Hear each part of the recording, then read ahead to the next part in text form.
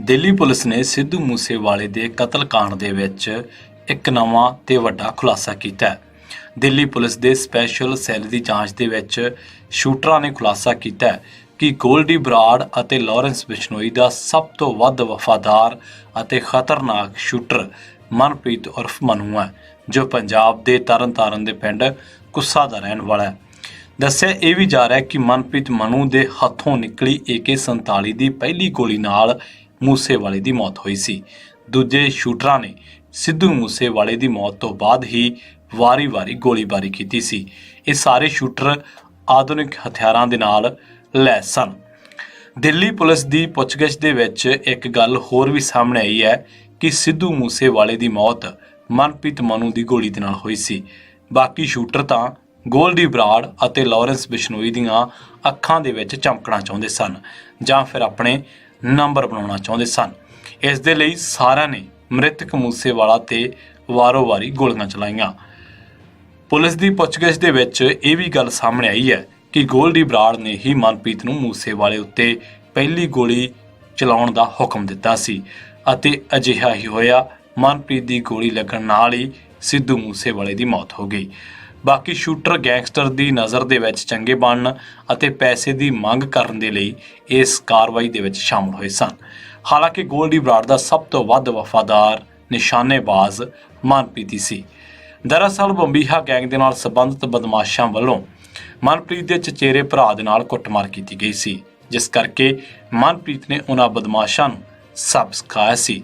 ਪਰ ਉਸ ਤੋਂ ਬਾਅਦ ਜਦੋਂ ਮਨਪ੍ਰੀਤ ਪੰਜਾਬ ਦੀ ਜੇਲ੍ਹ ਦੇ ਵਿੱਚ ਬੰਦ ਸੀ ਤਾਂ ਪਟਿਆਲਾ ਦੀ ਜੇਲ੍ਹ ਦੇ ਵਿੱਚ ਮੌਜੂਦ ਬਦਮਾਸ਼ ਦਵਿੰਦਰ ਬੰਬੀਹਾ ਗੈਂਗ ਦੇ ਗੈਂਗਸਟਰ ਗੋਲਡੀ ਬਰਾੜ ਲਾਰੈਂਸ ਦੇ ਜਾਣੇ ਪਛਾਣੇ ਦੁਸ਼ਮਣ ਸੁਖਪ੍ਰੀਤ ਬੁੱਢਾ ਦੇ ਕਹਿਣ ਤੇ ਮਨਪ੍ਰੀਤ ਦੀ ਪਹਿਲਾਂ ਪੱਗ ਸ਼ਰੇਆਮ ਉਛਾਲੀ ਗਈ ਅਤੇ ਫਿਰ ਜੁੱਤੀਆਂ ਦੇ ਨਾਲ ਉਸ ਦੀ ਕੁੱਟਮਾਰ ਕੀਤੀ ਗਈ।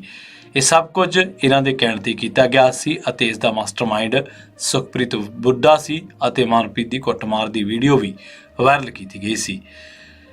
ਮਨਪ੍ਰੀਤ ਨੂੰ ਜੇਲ੍ਹ ਦੇ ਅੰਦਰ ਕਾਫੀ ਜ਼ਲੀਲ ਹੋਣਾ ਪਿਆ ਅਤੇ ਗੋਲਡੀ ਬਰਾੜ ਲਾਰੈਂਸ ਬਿਸ਼ਨੋਈ ਨੇ ਇਸ ਦਾ ਫਾਇਦਾ ਚੁੱਕਦੇ ਹੋਏ ਅਪ੍ਰੈਲ ਮਹੀਨੇ ਤੋਂ ਬਾਹਰ ਆਉਣ ਤੋਂ ਬਾਅਦ ਮਨਪ੍ਰੀਤ ਨੇ ਹਰਜੀਤ ਪੈਂਟਾ ਨੂੰ ਗੋਲੀ ਮਾਰ ਕੇ ਕਤਲ ਕਰ ਦਿੱਤਾ ਅਤੇ ਫਰਾਰ ਹੋ ਗਿਆ। ਮੂਸੇਵਾਲੇ ਦੀ ਕਤਲ ਦੀ ਸਾਜ਼ਿਸ਼ ਦੇ ਵਿੱਚ ਪਹਿਲਾਂ ਮਨਪ੍ਰੀਤ ਸ਼ਾਮਲ ਸੀ, ਕਿਉਂਕਿ ਮਨਪ੍ਰੀਤ ਨੇ ਲੱਕੀ ਪਟਿਆਲਾ ਗੈਂਗ ਤੋਂ ਆਪਣਾ ਬਦਲਾ ਲੈਣਾ ਸੀ ਅਤੇ ਗਾਇਕ ਮੂਸੇਵਾਲੇ ਦਾ ਕਤਲ ਬੰਬੀਹਾ ਗੈਂਗ ਦੇ ਲਈ ਇੱਕ ਵੱਡਾ ਬਦਲਾ ਸਾਬਤ ਹੋਣਾ ਸੀ। ਇਹ ਮਨਪ੍ਰੀਤ ਸਮਝ ਗਿਆ ਸੀ। ਇੱਥੇ ਵੀ ਦੱਸਣਾ ਬਣਦਾ ਹੈ ਕਿ ਬੰਬੀਹਾ ਗੈਂਗ ਦੇ ਸਭ ਤੋਂ ਖਤਰਨਾਕ ਗੈਂਗਸਟਰ ਸੁਖਪ੍ਰੀਤ ਸਿੰਘ ਬੁੱਢਾ ਨੂੰ ਇੰਟਰਪੋਲ ਨੇ 12 ਅਗਸਤ 2019 ਨੂੰ CBI ਦੀ ਇੱਕ ਇਨਪੁਟ ਦੇ ਨਾਲ ਯੂਰਪ ਦੇ ਦੇਸ਼ ਰੋਮਾਨੀਆ ਤੋਂ ਗ੍ਰਿਫਤਾਰ ਕੀਤਾ ਸੀ। ਇਸ ਤੋਂ ਬਾਅਦ ਇੰਟਰਪੋਲ ਨੇ ਗੈਂਗਸਟਰ ਸੁਖਪ੍ਰੀਤ ਬੁੱਢਾ ਨੂੰ ਪੰਜਾਬ ਪੁਲਿਸ ਦੇ ਹਵਾਲੇ ਕਰ ਦਿੱਤਾ। ਇੱਥੇ ਇਹ ਵੀ ਜ਼ਿਕਰਯੋਗ ਹੈ ਕਿ ਪੰਜਾਬ ਦੇ ਮਾਨਸਾ ਜ਼ਿਲ੍ਹੇ ਦੇ ਪਿੰਡ ਜਵਾਰਕੇ ਦੇ ਵਿੱਚ 29 ਮਈ ਨੂੰ ਮਸ਼ਹੂਰ ਪੰਜਾਬੀ ਗਾਇਕ ਸਿੱਧੂ ਮੂਸੇਵਾਲਾ ਦੀ ਅਣਪਛਾਤੇ ਵਿਅਕਤੀਆਂ ਵੱਲੋਂ ਗੋਲੀ ਮਾਰ ਕੇ ਹੱਤਿਆ ਕਰ ਦਿੱਤੀ ਗਈ ਸੀ ਤੇ ਹੁਣ ਤੱਕ ਇਸ ਮਾਮਲੇ ਦੇ ਵਿੱਚ ਕਈ ਸ਼ੂਟਰਾਂ ਨੂੰ ਗ੍ਰਿਫਤਾਰ ਕੀਤਾ ਜਾ ਚੁੱਕਿਆ ਹੈ। ਸਿੱਧੂ ਮੂਸੇਵਾਲੇ ਨੂੰ ਦਵਿੰਦਰ ਬੰਬੀਹਾ ਗੈਂਗ ਦੇ ਨਾਲ ਜੋੜ ਕੇ ਦੇਖਿਆ ਗਿਆ।